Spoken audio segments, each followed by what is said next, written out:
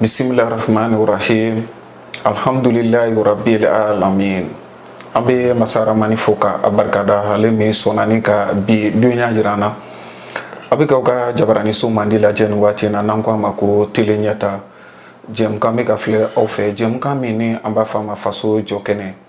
Dɔgɔkun o dɔgɔkun min bɛ ɲɛnamaya tele ɲɛta Jabaranin So sanfɛ.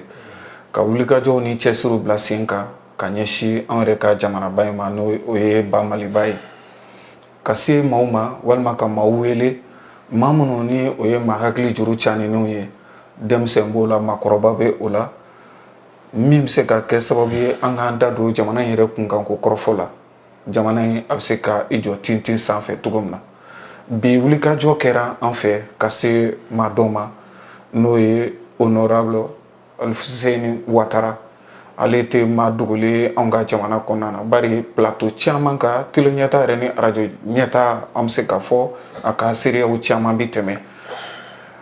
Kulu kɛrɛnkɛrɛnnen min sigilen don walima an bɛ se ka fɔ wasabulon min bɛ yen nɔ n'a bɛ fɔ o ma ko CNT, o ma don. An bɛ se ka fɔ kulu min b'a kɔnɔ n'a bɛ fɔ o ma commission défense ni ye an ka jamana yɛrɛ lakananiko ye, o kulu yɛrɛ ɲɛmɔgɔ dankan don. Bi an ye wulikajɔ kɛ ka se ale ma. An n'ale bɛna baro sigi kɛ jamana in kunkanko kɔrɔfɔw kan. Masalaw bɛna boli fɛn minnu kan olu de filɛ nin ye. Ni ye anw ka jamana ta k'a lajɛ bi bi in na, an bɛ kulu kɛrɛnkɛrɛnnen kɔnɔ, jamana saba faralen bɛ ɲɔgɔn kan kulu min na n'a bɛ fɔ o ma ko AES. AES yɛrɛ a kunkanko kɔrɔfɔ bɛ cogo jumɛn na bi san 2 tɛmɛnen kɔ ka bɔ yen nɔ. AES ye wulikajɔ kɛ ka bangiso dɔ bila sen kan. O bangi a kunkanko kɔrɔfɔ ye mun ye? A bɛ se ka kɛ nafa jumɛn ye ka ɲɛsin anw ka jamanaw ma n'o ye AES jamanaw ye, ka taa se CEDEAO halisa u bolo mɔɔnɔbɔlen don walima u bolo maanabɔlen don anw ka jamana nɔfɛ. Senegal jamana ɲɛmɔgɔ ale ye tagamakɛ ka na anw ka jamana kɔnɔ. Ninnu bɛɛ lajɛlen bɛ se ka bila hukumu jumɛn kɔnɔna na? Da bɛna don kɔrɔfɔw kumaba la, u sɔgɔlen ka to tele ɲɛta la. An b'a jigiya ka fɔ a jɛmukan a nafa na bonya anw ni ne kelen-kelenna yɛrɛ bɛɛ lajɛlen kan, ka bɛɛ fo ka bɛɛ waleɲuman dɔn. Bamako yan togodaw la ka se Mali dugu wɛrɛw ma, maliden minnu sigilen don jamana kɔ kan, an ka foli bɛ se u bɛɛ lajɛlen ma. Yanni an ka tɛmɛ ni ɲininkali ye, a kɔrɔfɔ di Alfuseni Watara ma nin waati in na, a ka foli kɛ ka ɲɛsin tele ɲɛta filɛbagaw ma. Salamu aleykum honorable. Aleykum salam rahmatulah. Somɔgɔw bɛ di? Baasi foyi tɛ. Denbaya ka kɛnɛ? Alhamdulilah. Baarakɛyɔrɔ dun? Bɛɛ b'a fɔ. Alhamdulilah. A bɛ se ka mun foli kɛ nin waati in na ka ɲɛsin tele ɲɛta filɛbagaw ma? N bɛ tele ɲɛta filɛbagaw fo. Ko Ala ka hɛrɛ k'an bɛɛ ye, k'an ko nɔgɔya. N bɛ balimakɛ fo, ale bɛ tele ɲɛta lajɛ kosɛbɛ, n'o ye Abdala Cam ye, an ka karamɔgɔ don, n kalimakɛ don. Donc fɛn fɛn sirilen b'an na, fɛn fɛn bɛna lajɛ, ko Ala k'an bɛna ko bɛɛ nɔgɔya. Ala ka Mali basigi, k'an ka golomasiri tabagaw kisi, minnu binna Ala ka jinɛ k'u garisɛgɛ, minnu man kɛnɛ an ka dugawu bɛ yen, Ala ka kɛnɛya d'u ma, Ala ka galabu farinya d'u ma, Ala ka kunkɔrɔta di Mali ma. Sallallahu rasul, Ala ka dugawu minɛ, Ala ka hɛrɛ k'an ni yɛrɛ bɛɛ. I sɔnna min kɛra k'an bisimila bi walasa an ka se k'an da don jamana kunkanko kɔrɔfɔ la, an bɛ o foli n'o waleɲuman dɔn k'o lase i yɛrɛ ma. Ɲininkali k'a daminɛ kulu kɛrɛnkɛrɛnnen bilara sen kan, kulu min ni a bɛ fɔ a ma ko AES. Jamana saba o kɛn bɛ k'i mɔ ɲɔgɔn ma bi bi in na. San 2 dafara kulu in sigili la.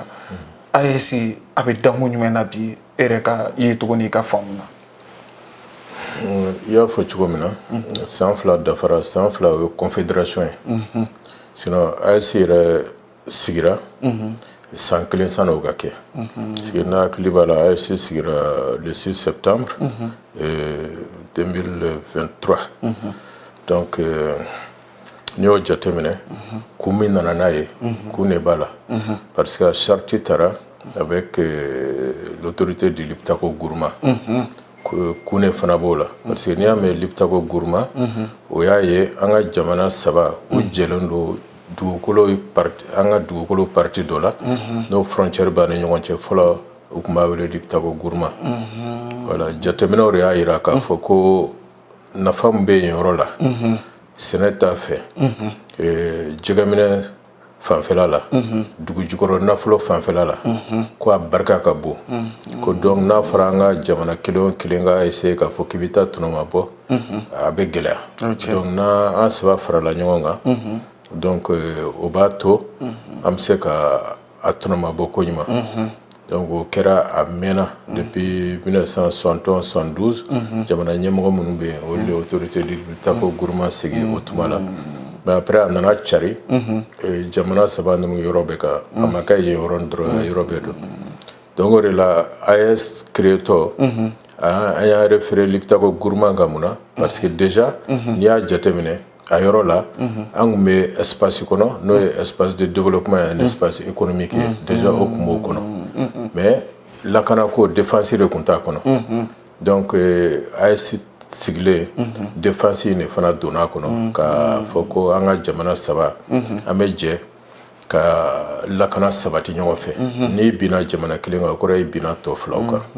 donc a kɛra cogo cogo ni ko y'a fɛn fɛn sɔrɔ ko y'an bɛɛ de sɔrɔ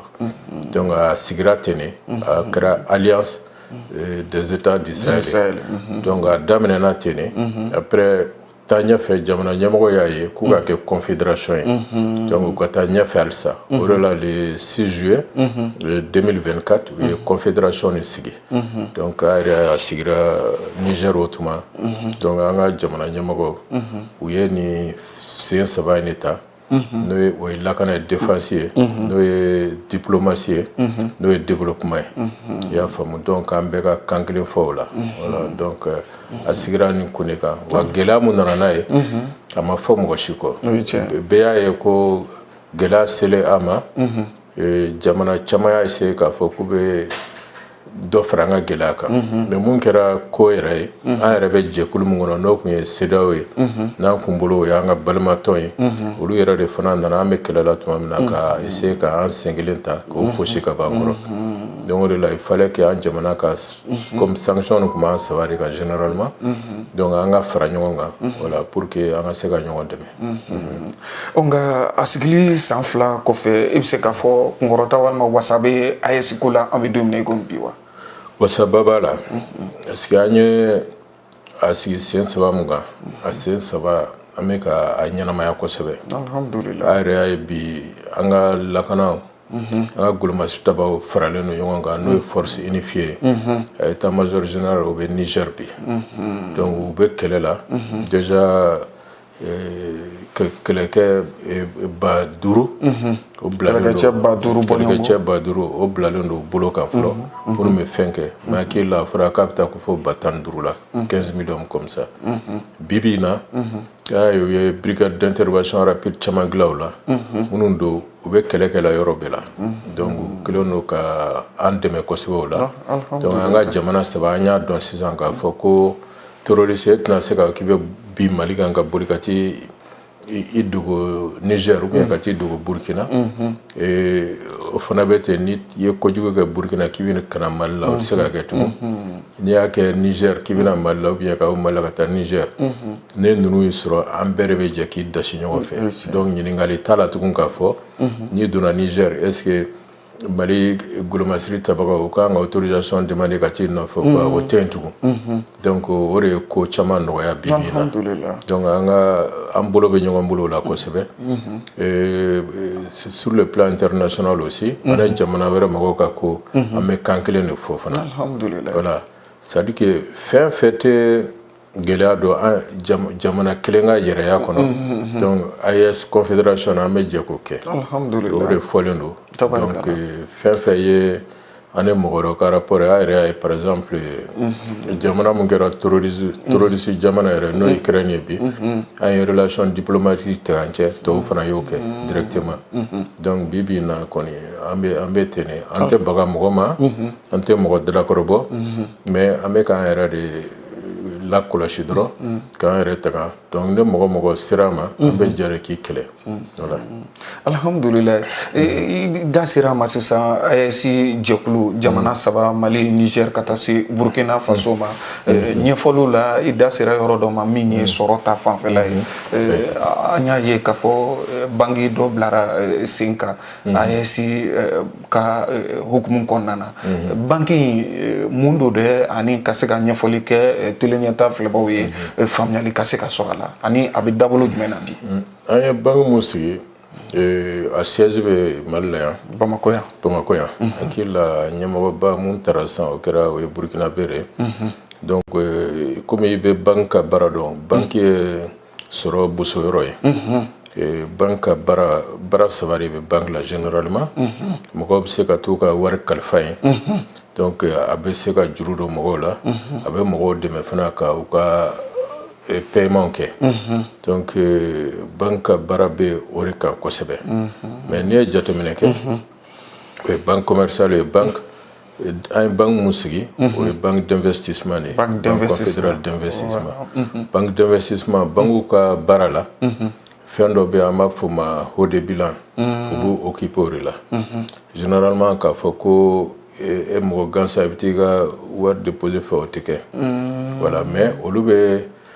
ne entreprise baw de bɛ baara kɛ u ne jamanaw de bɛ baara kɛ i y'a faamu donc danfara b'ale ni banki dɔ in cɛ danfara b'a ni cɛ parce que olu bɛ wari de ɲini ne projet baw bɛ yen ka se ka wari ɲini ka se k'o don o projet la donc an y'a sigi o de la pour que an bɛ fɛ ka an ka développement minnu kɛ baara kolo gɛrɛnw sɛnɛ ta fan fɛ sirajɔ ninnu na usine ko ninnu na pour que wari an kana taa fɔ k'an bɛ taa ɲini yɔrɔ wɛrɛ ne a ɲɔgɔn b'an bolo déjà donc olu bɛ se ka taa wari ɲini marché financier la ou bien marché monétaire la donc ka se ka na n'a wari ye donc o la an yɛrɛ bɛ papier minnu di n'an bɛ wari ɲini n'o ye garantie sugu dɔ ye n'an b'a fɔ a ma ko bon obligatoire du trésor ou bien fɛn a tɔgɔ ye di bon assimilable du trésor plutôt excusez-moi ou bien obligation assimilable du trésor donc o fila ninnu an b'o o mun bila généralement ka wari ɲini n'a ye marché dɔ bɛ fɛn kɔnɔ IOMA kɔnɔ yan n'o ye mois titre an bɛ taa wari ɲini mais nin na fana an bɛ se ka bɔ marché international la parce que an ka jamana saba ninnu danaya jamanaw don k'a dɔn k'a fɔ ne juru donna na an b'a sara an tɛ tunu n'a ye donc an bɛ se ka fɛnw bɔ donc titre de créance ye an bɛ titre de créance bɔ ka taa wari ɲini n'a ye donc fɛn tɛ gɛribuya tɛ foyi tɛ parce que minnu b'a di u t'a di fana ko ala kama ko don u b'a di de parce que an bɛ tɔnɔ dɔ sara u ye i y'a faamu donc n'o wari sɔrɔla o de b'a to an bɛ se k'an ka projet caman réaliser yan ka sɔrɔ gɛlɛya ma don a la parce que i b'a dɔn bi bi in na n'an ko k'an bɛ taa wari minɛ yɔrɔ o yɔrɔ n'i y'a sɔrɔ par exemple français dɔ b'a au conseil d'administration de fɛn na u b'an ka wari bloqué an t'an ka wari sɔrɔ bon nin dun bɛ an yɛrɛ de sago la mɔgɔ si tɛ se ka na fɔ an ye yan Mali mago bɛ n'a kana di ou bien Burkina mago b'a la kana di ou bien fɛn o tɛ se ka kɛ nin y'an yɛrɛ de ta ye donc an bɛ se k'a fɔ nin banki kofɔlen in bɛ se ka i jɔ gɛlɛya o gɛlɛya bɛ se ka AES jamanaw sɔrɔ banki in bɛ se k'i jɔ ni an n'o gɛlɛyaw yɛrɛ bɛɛ ni ɲɔgɔn cɛ wari ko fanfɛla la ni wari dɔ ka wari ɲini ka wari ɲini ka na a b'a kɛ aw faralen bɛ to ɲɔgɔn kan nin fɛn Mali Burkina Faso ka taa se Niger ma kosɛbɛ kosɛbɛ comme banque do a bɛ ko banque ninnu bɛɛ a bɛ création monétaire kɛ voilà donc création monétaire mɔgɔ kana o ni wari dilan tɛ kelen ye dɛ voilà o ni impression émission monétaire o tɛ kelen ye émission monétaire a ka sira t'o la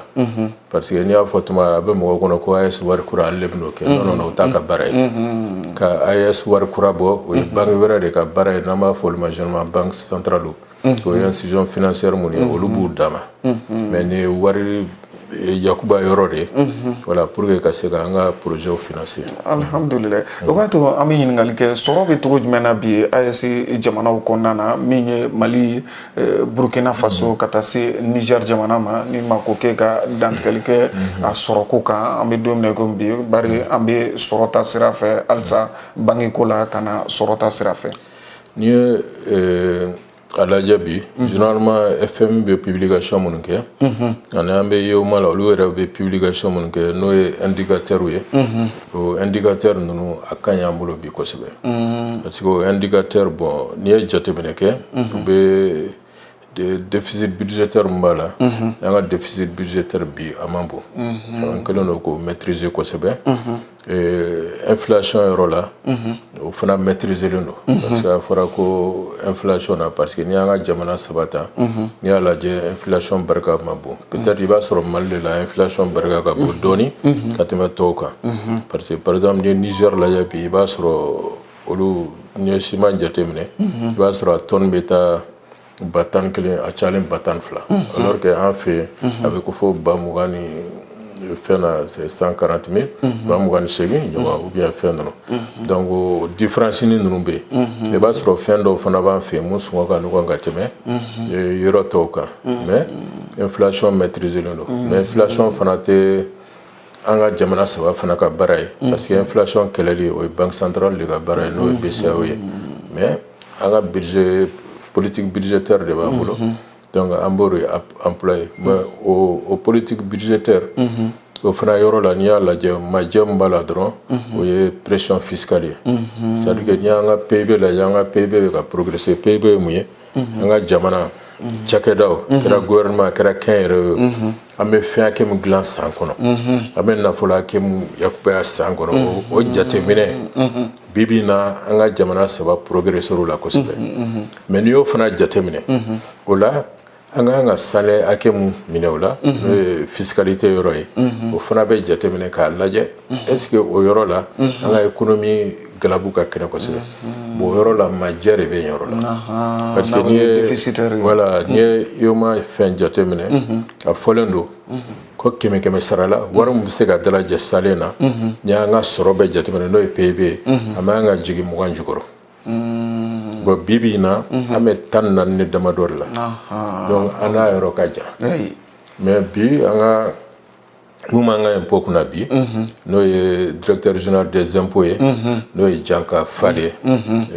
aka foli bien aya foko yani sa naniche donc jusqu'en 2030 ko abe indicateur ni dafa alhamdulillah ko sarala am se mugama tabarakallah donc mi ala deli ala ko o kono ya bolo parce que aya fo ni ko be kuliju do samala yokuma ba fo voilà parce que ni a jatemine anga soro PIB be ka yelen ko sebe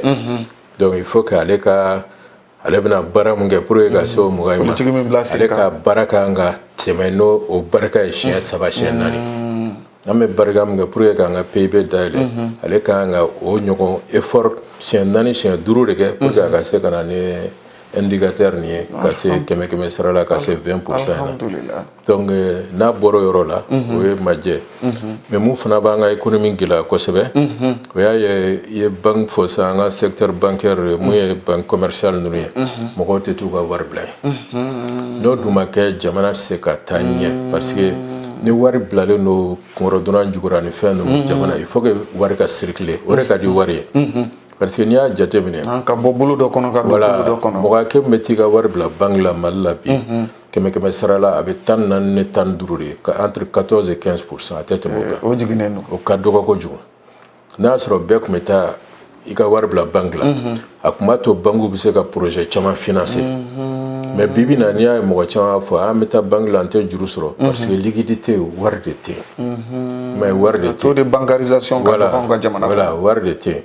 c'est vrai banque centrale besab se ga war mu di mais création monétaire avec banque de pour le cosme ni sefa jate menesa a wari papier ni keme srala o ye mugandrone o mancha mais muye sebenie mon scripteur ni ore kacha mais banque de bo ke katme besa oreka donc war mu yarabe banque bulo ola o kacha ne besa otay war mu gune na ma fama monnaie centrale ya fam mais pour que banque to ga se ga création monétaire sama il faut que mo fana ga ta war bla parce que na war bla olubo war de fana jurudo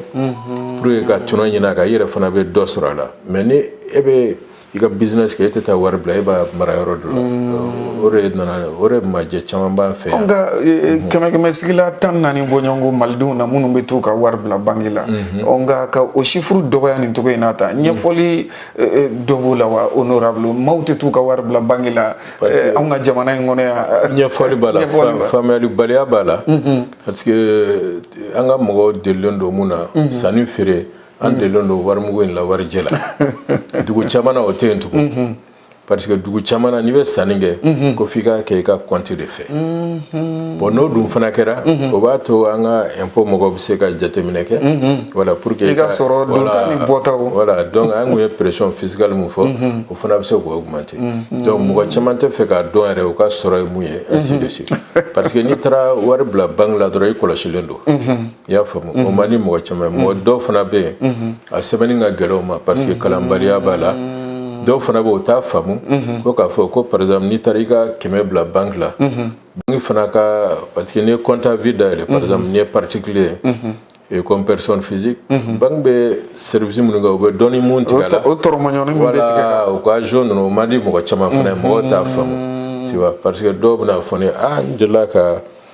20 bila banque la san 3 tɛmɛna n taara lajɛ n ma bɛrɛ y'a la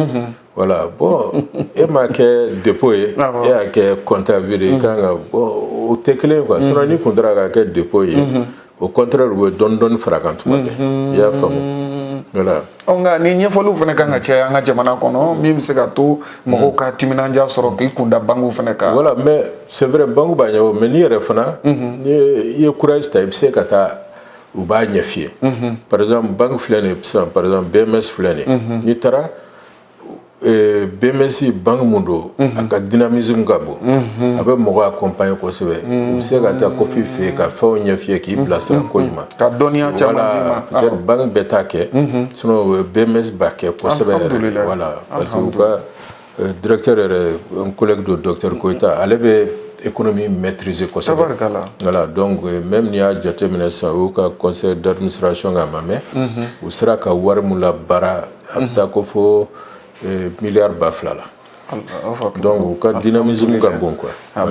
bɛ BMS mɔgɔw fo ni kɛnɛ ka yan wulikajɔ min n'u bɛ ka kɛ halisa ala k'an ni sababa bɛn a la bon banque wɛrɛ bɛ yen a kana kɛ mɔgɔ kɔnɔ publicité do BMS quoi sinon ne yɛrɛ bɛ BNDA la olu fana ka fɛnw ka ɲi parce que politique fana ka ɲi voilà olu ni Sénégalais bɛ baara kɛ kosɛbɛ voilà donc mais n'i ma courage sɔrɔ ka t'u fɛ yen mais i fana fɔ tiɲɛ don peut-être k'u ka communication yɛlɛma u ka kɛ fɛn kan bon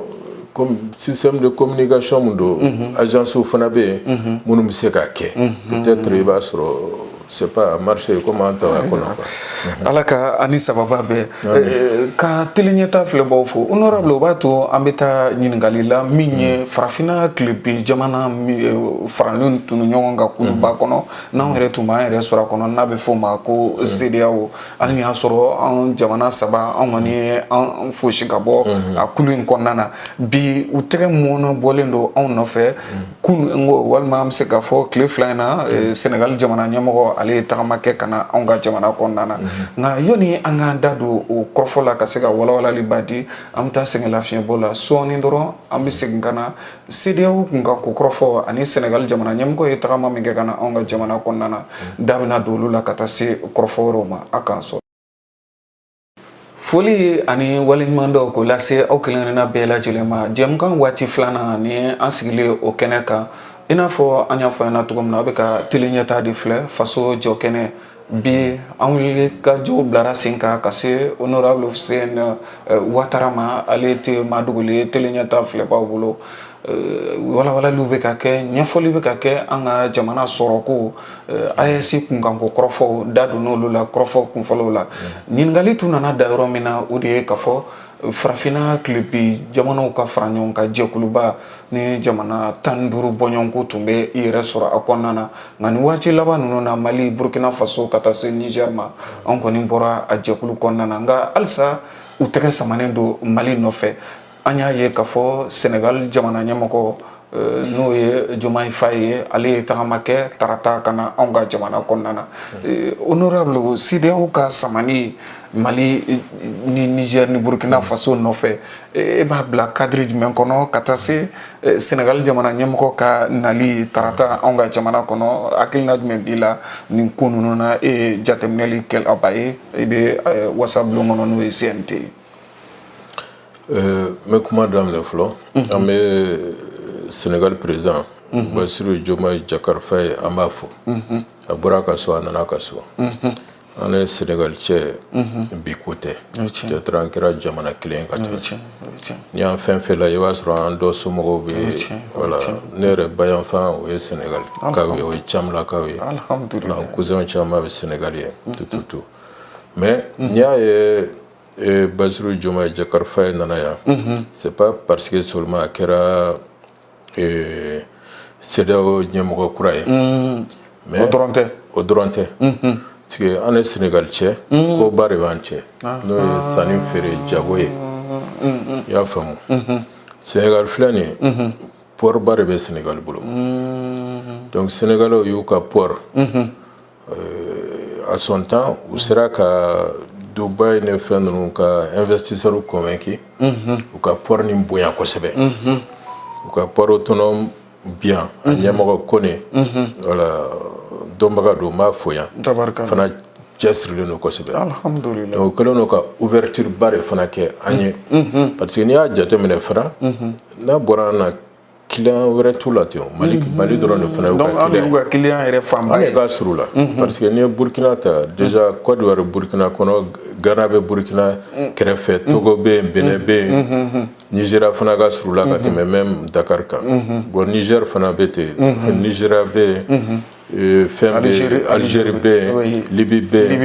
yen fɛn fana bɛ yen Benin bɛ yen Togo bɛ yen donc olu bɛɛ ka surun la ka tɛmɛ Dakar kan donc an de ka surun Sénégal la kosɛbɛ ka tɛmɛ u tɔw bɛɛ kan wa an de y'u ka client fɔlɔ fana ye même n'i y'a jateminɛ sɔrɔ yɛrɛ fana farafinna kɔnɔ an de y'u ka client ba ye alhamdulillah parce que san kɔnɔ an bɛ mun don Sénégal kun a bɛ taa miliyari 800 ko fo 900 na san o san mais olu bɛ mun don an kun a bɛ taa miliyari 200 200 ɲɔgɔn na ko fo 400 a tɛ tɛmɛ o kan i y'a faamu o b'a jira k'a fɔ an ka donta olu kun ka ca voilà donc n'i y'a jateminɛ o ka port fɔlɔ a kɛra cogo cogo bɛna mun fɔ ne yɛrɛ ka kuma tɛ dɛ o y'u ka président kɔrɔ Macky Sall ka kuma a ko ala ye diɲɛ don o don da camion ba min bɛ bɔ port la ka na Mali la a ka ca ni 1000 bon ni dun y'a jateminɛ minnu bɛ port la ka na an ka syndicat transporteur n'u taw bɛn kan camion 3 fila ye Sénégal ta ye i y'a faamu donc nafaba fana b'u fɛ i ka dɔn dutigi caman bɛ yen mun balo b'o la min dahirimɛ sirilen b'o la voilà transitaires caman bɛ Sénégal mun dahirimɛ sirilen u ka port kɔnɔ baara mɔgɔw caman bɛ yen mun dahirimɛ sirilen do la surtout embargo tuma dɔrɔn o ni caman paralysé la ni caman kɛra u si kun tɛ baara la u t'a dɔn u b'u ka denbaya balo cogo min na o de la u n'an cɛ fɔlɔ o bɛ yen parce que n'i y'a jateminɛ sisan gɛlɛya nana embargo tɛ yen tugun mais mun bɛ n t'a fɔ embargo sa mais o ye fɛn fɔ cogo di o ye naturel ye parce que o ye sira ye n'i y'a mɛn a bɛ ɲɔgɔn tagama sira de bɛ donc mais ka bɔ Sénégal ka na sira ka ɲi mais a yɛrɛ b'a dɔn k'a ta Kayi ka na yan sira tiɲɛna kosɛbɛ sira dégradera parce que n'i y'a sira minɛ i bɛ i sigila deli de la i ka camion kana bin sira la voilà ou bien a kana tiɲɛ donc o bɛ yen fɔlɔ fana chemin de fer tun b'an ni ɲɔgɔn cɛ o tun bɛ na ni marchandise caman ye mais Mali de kɔnɔ chemin de fer ko tiɲɛna a yɛrɛ b'a dɔn n'i ko k'i b'a fɔ mɔgɔw b'a critique don critique tɛ o parce que an ɲinana an yɛrɛ kɔ gouvernement tɛmɛnen parti politique maire ninnu mun kan ka feere mun man ka feere o y'a bɛɛ feere i yɛrɛ b'a dɔn fɛn fɛn ye chemin de fer ka emprise ye normalement sariya la mɔgɔ man kan ka s'a ma mais train kun bɛ bɔ yan ka taa fo Kulukoro mais t'a lajɛ kɛ ka taa Titibugu yan fan de fɛn la i tɛ ara i yɛrɛ ye tugun o y'a bɛɛ bɔ yen a kɛnɛ bɛɛ feere voilà mais ni taara i b'a sɔrɔ papier b'u bolo maire de kelen don k'a d'u ma k'a sɔrɔ a tɛ sariya kɔnɔ i y'a faamu donc arabu fana tun bɛ entretien t'u la u laban nana kɛ tan a yɛrɛ y'a ye terrain ko jɔra net donc sira kelen min tun bɛ se ka na ne minɛnw fana ye o fana sira tiɲɛnen don donc n'o dun kɛra o bɛ camanba de bɔ Sénégalais ka sɔrɔ la parce que sisan an kɛlen don k'a ɲɛsin Guinée port de ma ani Côte d'Ivoire port i y'a faamu sinon indépendance ta tuma la an kun ka fɛn barika ka bɔ Côte d'Ivoire de ka tɛmɛ Abidjan port ani San Pedro port an kun bɛ fɛnw ta yen de kosɛbɛ ka tɛmɛ Sénégal kan voilà mais il Ivoiriens yɛrɛ de ka rébellion ani fɛnw cayara donc sira kun man ɲi n'a ye dans les années 2000 donc an yɛlɛmana Sénégal sira in kan bon Sénégal sira in ko ministre minnu tɛmɛna olu yɛrɛ kun y'a fɔ u kun b'a jateminɛ k'a fɔ ko trafic bɛ bonya kan tan donc sira tiɲɛna mais o bɛɛ ye kuma de parce que fɛn bɛɛ ye jateminɛ de voilà n'a ye jateminɛ joona a man ka temps di sira ka tiɲɛ tan i y'a faamu donc a tiɲɛli a barila dɔw de la sinon a man ka baro olu la mɔgɔ bɛ jateminɛ kɛ a tɛ baro olu la voilà tuma caman an sigilen fɛn bɛ bara an na tan après an bɛ girin ka wuli tugun ka mankanw kɛ tugun même an tɛ solution sɔrɔ a la donc n'i y'a ye a nana fɔlɔ o fɛn de bɛ yen hakili la o ye parti économique ye CEDEAO c'est vrai a nana mais CEDEAO ka fɛn bɛ yen CEDEAO mɔgɔ désigné ka ban mun kana kuma an jamana saba fɛ n'o ka ministre premier ministre kɔrɔ ye Kuyate voilà n'a yɛrɛ tɛ ɲɔgɔn na kosɛbɛ mais a den filaninw n b'olu dɔn kosɛbɛ filani cɛmanni ni musomanni don voilà Jogo ani dɔ in tɔgɔ bɔra n kɔnɔ u nana ne fɛ yan siɲɛ caman voilà donc mɔgɔ min don a hakili carinen don voilà mais CEDEAO kɔni an ka jamana saba ninnu an b'an ban CEDEAO la CEDEAO de banna parce que mɔgɔw b'a fɔ an dimina an ma dimi ka bɔ dɛ parce que tɔn sigira sariya mun kan olu de y'o sɔsɔ hakili la ne mɔgɔ hakili b'a la Niger président kɔrɔ Bazoum k'a to français a yɛrɛ y'a fɔ ko sanction ni fɛn ninnu k'a tɛ CEDEAO sariya si kɔnɔ et surtout ka mɔgɔ to gɛlɛya la ka gɛrɛntɛ wɛrɛ bi a kan a yɛrɛ y'o fɔ mais n'olu nan'o fɔ ko parce que France président de y'o bila baara la et puis n'i y'a lajɛ fana CEDEAO ka yɛrɛya bɔra a bolo a mɛnna parce que musaka ko min kan ka kɛ CEDEAO organisation ka se k'u ka activité ka balo i b'a sɔrɔ 100 sara la ko fɔ 60 70 80 tuma dɔ européens de b'a di alors que an dun y'an ka AES sigi sisan principe mun kan k'a fɔ ko an tɛ balo mɔgɔ ka wari la AES ka fonctionnement an yɛrɛ de b'a wari bɔ an tɛ taa an tɛgɛ jan yɔrɔ si i y'a faamu donc mɔgɔ bɛ ɲugun fɛn sugu dɔ la minnu b'o kɔnɔ i tɛ se k'a fɔ k'i n'olu bɛ baara kɛ tugun o la sa ni tubabu ye da dɔw fɔ an bɛ sɔn ka don da fɛ hali n'an ni dun ka tɛ o de y'an sɔrɔ o de la ne yɛrɛ miirina na o t'an ka gouvernement miirina ne ka miirina ye ne ko CEDEAO n'u bɛ fɛ an ka sigi ka kuma u bɛ segin fondamentaux de kan c'est-à-dire que sen saba mun y'a to CEDEAO sigira n'a sigira le 28 mai 1975 a sigi tuma o la mais même a sigi tuma yɛrɛ n'i y'a jateminɛ fɛn fɛn kun bɛ yen minnu y'a sigi Yakubu Gowon Seni Kuncɛ Mathieu Kérékou Musa Traoré Jean-Claude Laguzana ninnu bɛɛ kun ye coup d'état de kɛ i y'a faamu a bɛ se ka na fɔ cogo di k'a bɛ gɛrɛntɛ ta ka se dɔw ma ko de ye coup d'état kɛ coup d'état kɛlaw ka tɔn sigilen de don i y'a faamu donc n'i y'a jateminɛ o tuma la a sigira sen saba mun kan k'a fɔ la libre circulation des personnes et des biens o ye jumɛn c'est-à-dire que mɔgɔ an bɛ se ka taa bɔ ɲɔgɔn ye k'a sɔrɔ visa ko t'a la fɛn fɔlɔfɔlɔ la même n'i tun bɛ bɔ yan ka taa Côte d'Ivoire fɔlɔ ko f'i kun ka laisser passer de fɛn ninnu de ɲini quoi donc ko bɛɛ bɔ a la an ka taa librement mais i taatɔ fana i ka minɛ fɛn minnu b'i bolo minɛn minnu b'i bolo i yɛrɛ ta quoi marchandise côté i yɛrɛ ta donc maga kana ko la i ka se ka taa n'a ye ten k'a sɔrɔ i ma tɔɔrɔ o kɛra fɔlɔ ye libre circulation des personnes et des biens voilà libre circulation des marchandises bon jago fɛnw fana sisan n'u bɛ bɔ port la ka na Mali la k'a fɔ a k'a dédouaner Burkina ou bien Sénégal n'a bɛ tɛmɛ yɔrɔ yɔrɔ fɛ o kana kɛ a bɛ taa yɔrɔ min na a b'a to yen a bɛ se yen de o de b'a fɛ donc o fana kun fɔra sabanan mun kun fɔra ko yanni san 15 cɛ an k'an yɛrɛ ka wari dilan an bɛna jɛ wari mun na parce que an yɛrɛ dama ni ɲɔgɔn cɛ an bɛ ka jago kɛ ni wari de ye o nafa bɛ taa wali jamanaw de la donc an yɛrɛ ka an ka wari dilan san 15 o dafara en 1990 mais an ma se k'o kɛ donc 1991 u nana ni éco idée k'a bɛna éco don a la bon o y'a sɔrɔ o tuma la fana tubabuw nana ni u ka ajustement structurel k'an don o kɔnɔ ka na démocratie idée don a la ka na ni protocole additionnel ye k'olu don a la donc protocole additionnel de nana ni kɛlɛ ye n'i y'a ye bɛnbaliya nana fɛn min nana ni bɛnbaliya ye n'i y'o ta ka bɔ yen an bɛ se ka bɛn o donc n'u ye protocole additionnel n'o manamana fɛn ninnu bɛɛ bɔ yen sisan an ka segin kɔrɔlen ma komi an bɛ espace économique kelen kɔnɔ même halisa an bɔra la mais an bɛ ka baara k'o la halisa espace économique kelen donc monétaire min bɛ dilan n'an sigi ka kuma n'an bɛnna la a bɛna kɛ cogo min na an bɛ se ka taa ɲɔgɔn fɛ o. donc e yɛrɛ bolo kuma ɲɔgɔnya bɛ se ka to an ni CEDEAO ni ɲɔgɔn cɛ halisa. kuma ɲɔgɔnya b'an cɛ o mais k'a fɔ an ka fara ɲɔgɔn kan fɛn dɔ kɛ a bɛ kɛ kun dɔ de la fɛn min nana ne bɛnbaliya o k'o de bɔ yen complètement c'est à dire que financement mun bɛ sɔrɔ extérieur la tan n'i y'a ye Macron bɛ se ka fɛnw imposer o k'o bɔ yen. ko bɛ ni jamana ɲɛmɔgɔ in wele ko ka Mali sanctionner ou bien ka ni jamana in ɲangi. u ka démocratie kuma ni fɛn ninnu k'olu bɛɛ de bɔ a kɔnɔ complètement an k'a kɛ dɔrɔn sɔrɔ yakubaya yɔrɔ ye ani an ka wari k'o gérer a banna. jamana bɛɛ ka ko ka to i yɛrɛ bolo i bɛ se ka min bolo da i yɛrɛ i k'o bolo da i yɛrɛ. ka souveraineté b'i bolo a banna. voilà souveraineté ka k'i bolo n'o y'i ka yɛrɛ i da sera yɔrɔ dɔ ma sisan n'o ye CEDEAO bɛ ka wuli ka jɔ bila sen kan nafolo dɔ bɛ yen walima ni ye éco ko. bon politique monétaire ale de bɛ na n'o ye c'est à dire que wari bɛ di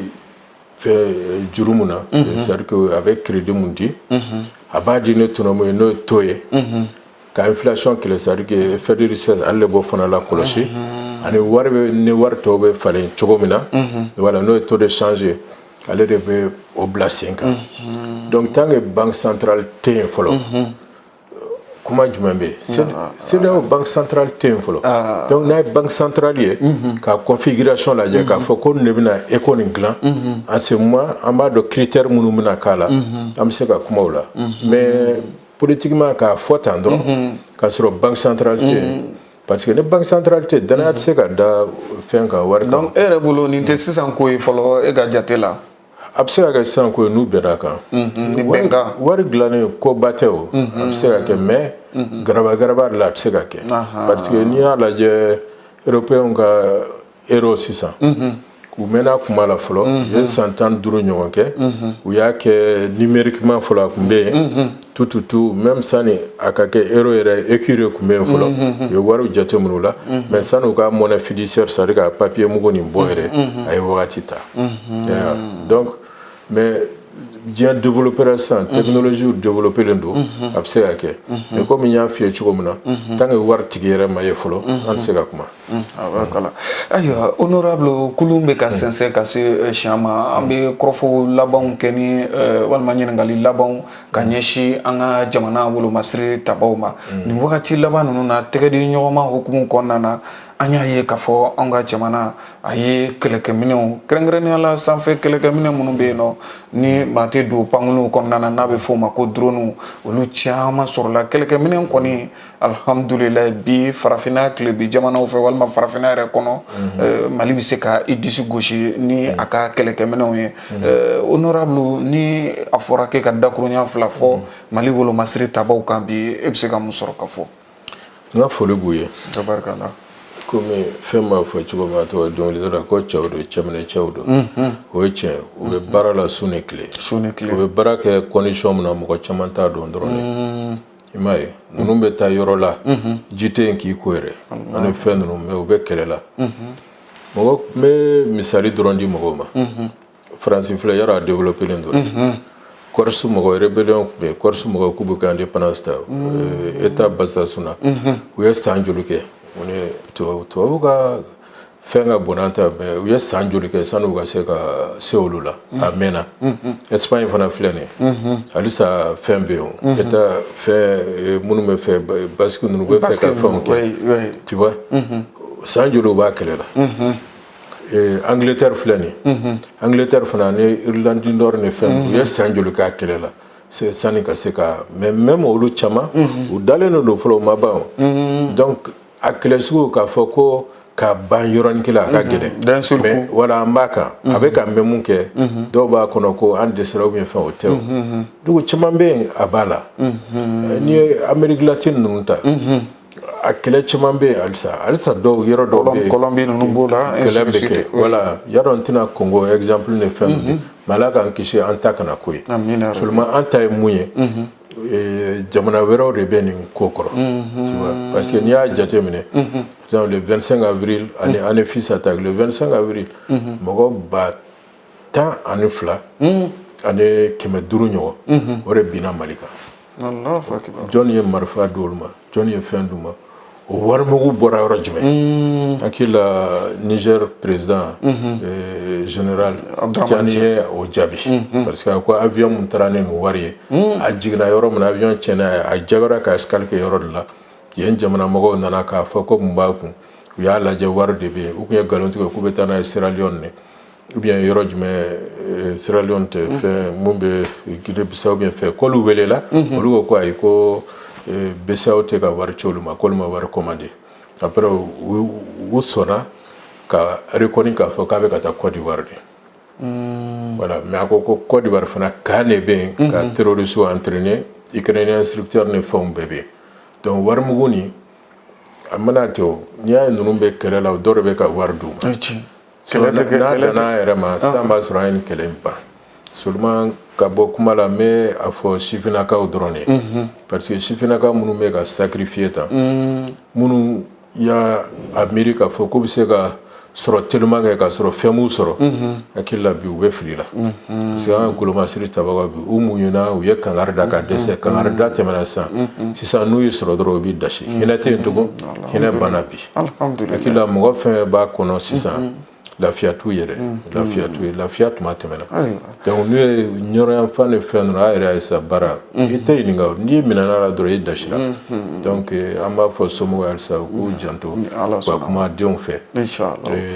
mɔgɔ kuntan minnu fana bɛ yen n'u bɛ ka denmisɛnninw ɲɛnami k'u yɛrɛ kɛ silamɛw ye k'u yɛrɛ kɛ karamɔgɔw ye ka denmisɛnninw nɛgɛ k'u ka taa kɛlɛ kɛ k'u bɛ taa alijinɛ la ni alijinɛ don do a t'i yɛrɛ kɔnɔ mɔgɔ wele ka taa don i yɛrɛ tɛ boli ka taa don donc an kɔlɔsi ninnu bɛɛ voilà n b'a fɔ an ka karamɔgɔw fana u ka fara an kan parce que mɔgɔ minnu bɛ u kɛ olu yɛrɛ ye olu de bɛna u tɔgɔ tiɲɛ donc n'i ye mɔgɔ fɛn fɛn k'a fɔ ko karamɔgɔ ɲɛnaman tɛ u k'a tigi dénoncer o de ka fisa parce que ka fɛn meleki i kunna ka kɔlɔsi ta o tɛ kɛ karamɔgɔ ye voilà il faut que kalan ka k'i la au moins voilà mais nata de bɛ caman don a la donc n bɛ ala deli ala k'an bɔ nin gɛlɛya kɔnɔ ala ka sebaya di an ka golomasiri tabagaw ma halisa ala ka tebe ɲɛta ta ɲɛ n bɛ halisa a ka lamɛnbaga ni filɛbagaw bɛɛ fo ala ka mina ko nɔgɔya bɛɛ hakɛto bɛ na salam an bɛ i yɛrɛ fo honorable Useni Ouattara e min sɔnna ka an bisimila ka se ka nin walawalaliba in bɛɛ di jamana kɔnɔdenw ma Bamako ya Mali dugu wɛrɛw ka se hali maliden minnu sigilen don tunga na faamuyali caman sɔrɔlu la kɛrɛnkɛrɛnnenya la sɔrɔ ta sira fɛ bari e yɛrɛ sɔrɔ ɲɛdɔnbaba ye bangi yɛrɛ ka danfaraw ye min ye Mali yɛrɛ an bɛ don min na ko bi mɔgɔw tɛ ka bangi matarafa i da na se nin bɛɛ lajɛlen ma ka taa se farafinna tilebi jamanaw ka fara ɲɔgɔn ka jɛkuluba n'a bɛ fɔ ma CEDEAO an n'u cɛw bɛ cogo jumɛn na ka taa se u kan bɛ ka wari kura ko min fɔ a lahalayaw faamuyali caman sɔrɔla baro in na wa an b'a jigiya k'a fɔ nin tɛna k'an ka baro laban ye tuma ni tuma ni waatiw sɔrɔla an ye na to ka sigi ka se ka nin bilasirali ni ɲɛfɔliw kɛ min bɛ se k'a to jamana kɔnɔdenw u na faamuyaliba sɔrɔ jamana yɛrɛ